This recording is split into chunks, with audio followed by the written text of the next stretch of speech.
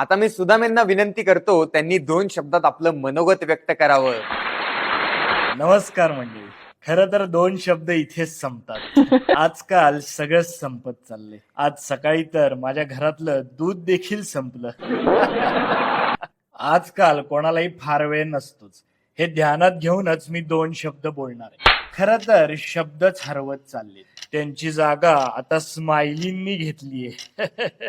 आपले भाव आता चित्रातून दाखवले जातात. कोणाला संवाद नकोय.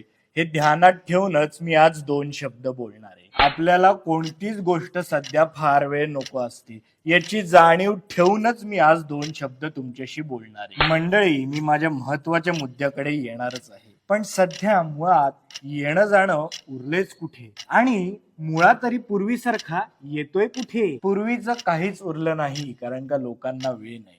सध्या लोकांना असलेली घाई लक्षात घेऊनच मी 2 शब्द बोलणार आहे.